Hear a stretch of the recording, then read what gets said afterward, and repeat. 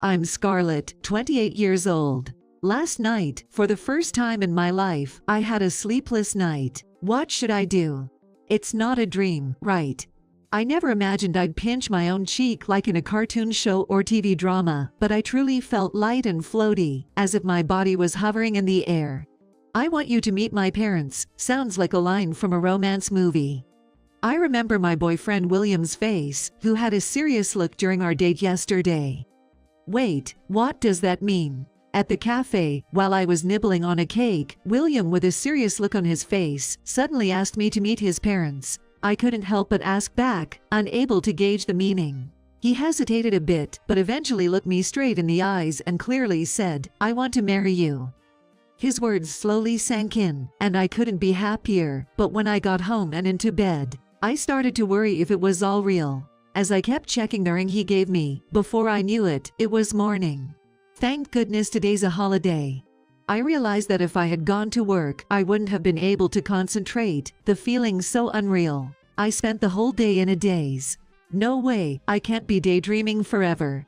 He's earnestly asked to be happy together, so I have to pull myself together too. The next day, I put on my best suit and headed to a financial institution's consultation counter.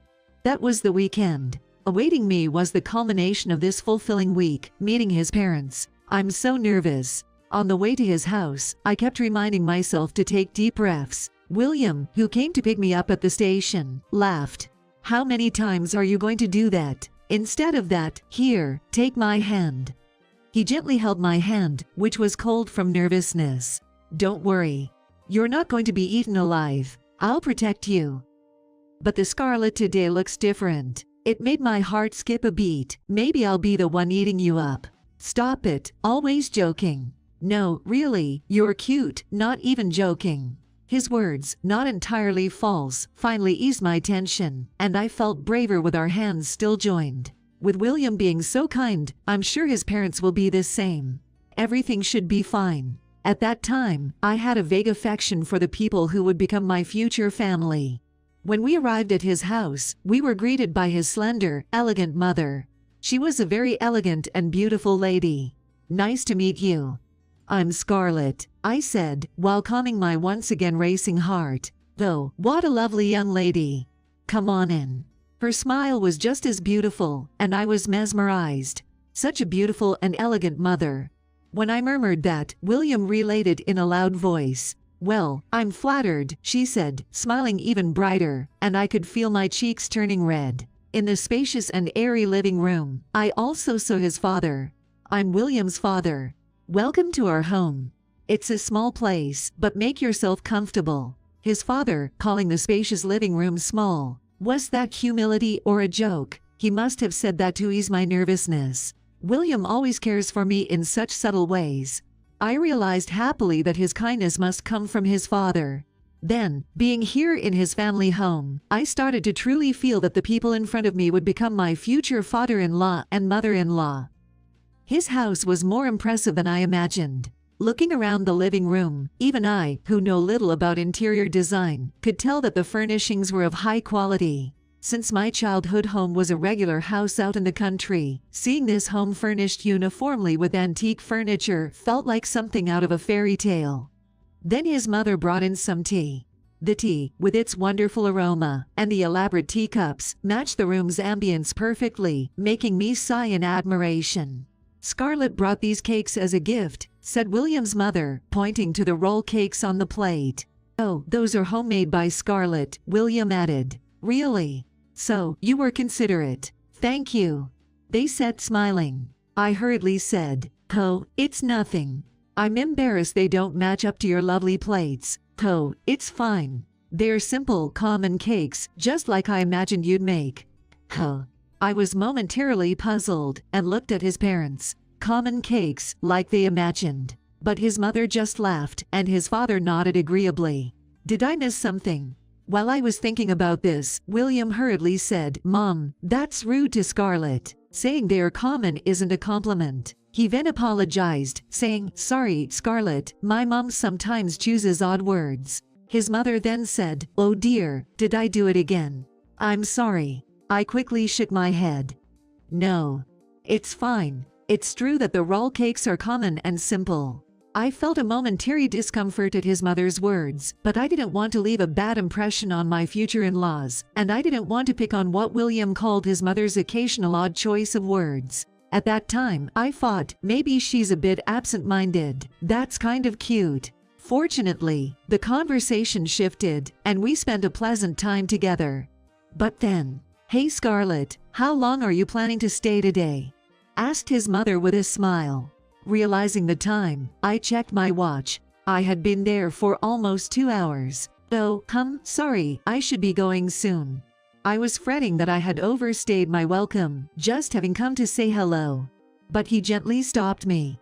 "Mom, you should ask if she can stay longer. Didn't you say the other day when I mentioned bringing Scarlett over, that we should have a meal together? The way you said it now, it sounds like you're asking her to leave." He had stepped in, just like earlier, worrying that I would be upset. "Scarlett, I asked you to keep today free, right? You have time, don't you?" he asked kindly, and I hesitated for a moment, despite feeling reassured by his dependability. "Well, but I don't want to impose too long." Still worried about not being liked by his parents, and thinking what if they really didn't welcome me, I became a bit anxious. Maybe I should leave for today. Although William tried to keep me there, I felt uncomfortable and decided to leave. "Wait, let me take you. I'll get the car ready, just sit here for a bit," said William, and he left the room. "Hey Scarlett, you've had your fun, right?" his mother said with a smile. "Excuse me." Not understanding, I was puzzled. "You don't get it. It's time to end this engagement act. You and William just don't match. You should break up with him." Break up.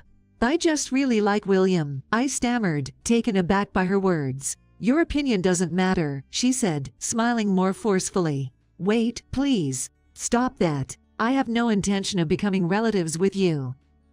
It's impossible. Now, could you please leave? I can't stand being in the same room as you.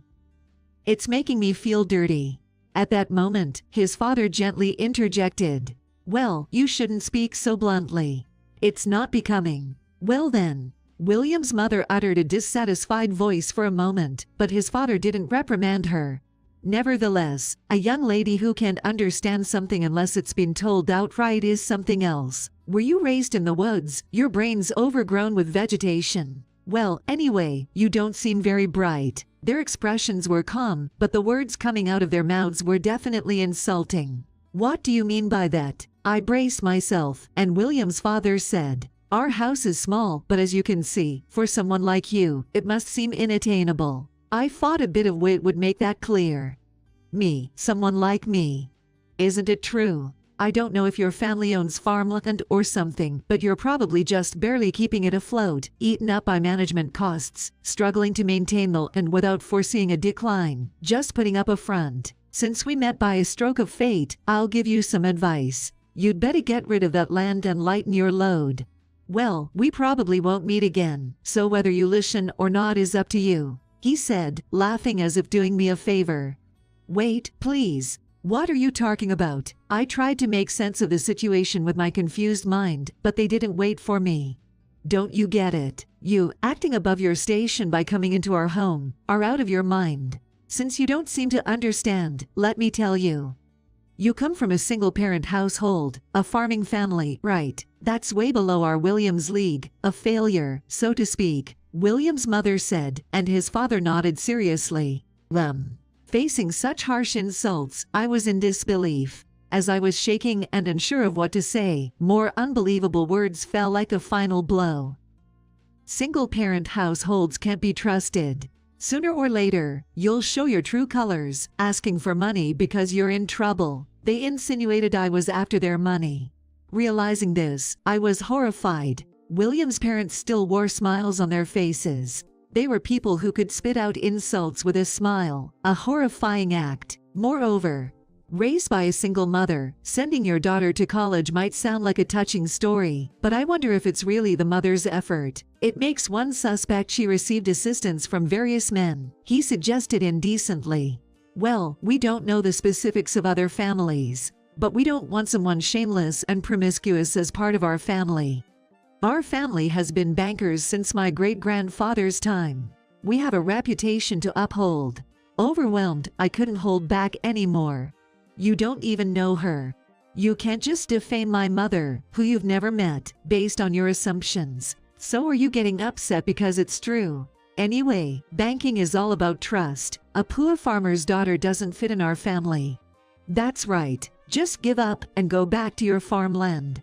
You probably saw our family as a golden ticket, hoping for a marriage into a family with an income over $100,000 a year. But life isn't that easy. They mocked me, their tone gently yet cruelly wounding me. Indeed, I grew up in a single-parent household. My father passed away when I was young, and my mother raised me alone while managing our farm. But I've always been proud of my family, never ashamed. I had no reason to be criticized by people I had just met a few hours ago, who barely knew us. Yet, as if to mock me further, they threw the homemade cake I brought into the trash right before my eyes. Scarlett, what happened? Dad, Mom, what's all this about? William returned, shocked, and I realized then that I was crying. Just days ago, I was overflowing with tears of joy, imagining a faint dream with my future family. Now, I was crying tears of frustration and sadness. I'm sorry, William. I'll go home alone. I managed to say that and stood up, but William, even more surprised, said, Wait, Scarlett, sit down. Won't you tell me what happened? As he placed his hand on my shoulder, trying to comfort me. However, it was William's mother who raised her voice to stop him. Just let her be. She has finally understood her place, and maybe it's time to say it properly. William, if you're going to date someone, please choose a young lady who matches our family's status. Your mother is right. We can't have someone sly, a poor girl aiming for our wealth. There's even a marriage proposal with a young lady from one of our business partners. For your future, you should settle down with someone more suitable. What? William was shocked by his parents' words, which was the only solace for me. But I no longer wanted to be in such an atmosphere. As you heard, your parents are against our marriage. I like you, but after hearing the unbelievable insults towards my mother, I can't consider your parents as family. It was too painful to say goodbye to the person I loved, so I couldn't clearly say let's break up. But at that moment, I was overwhelmed by my dislike for his parents, who had completely disregarded my mother and me. Thank you for your hospitality. As you wish, I'll return to the countryside. I'll also cancel the $3 million loan that was being processed at your bank. I'll make sure to state the reason clearly, so I hope you'll understand. With that as my parting words, I rushed out of William's house. I felt him following me, but I quickly hailed a taxi and went home alone. Please, it's over. Let it go. Weeks later, I was standing at my front door, facing William's parents. I'm not coming back. I'm no longer your son. You hurt the person who means everything to me and only push your values on me. I want to be happy with Scarlett. William said this with anger next to me.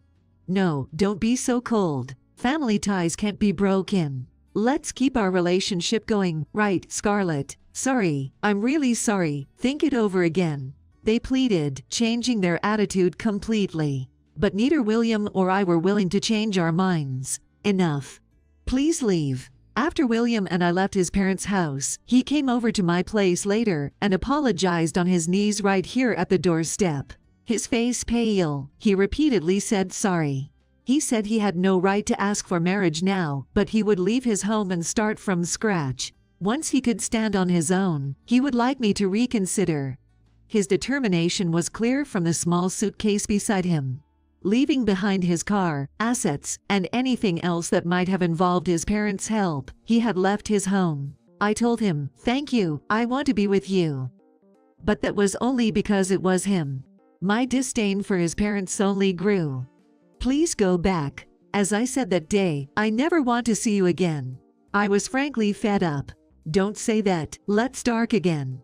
Don't be mean, please. Their attitude had changed drastically since the week after our visit. I had withdrawn the loan proposal from William's father's bank and moved all my savings to another bank. Unbeknownst to many, my family, although with a common surname, is a well-known large owner in the area.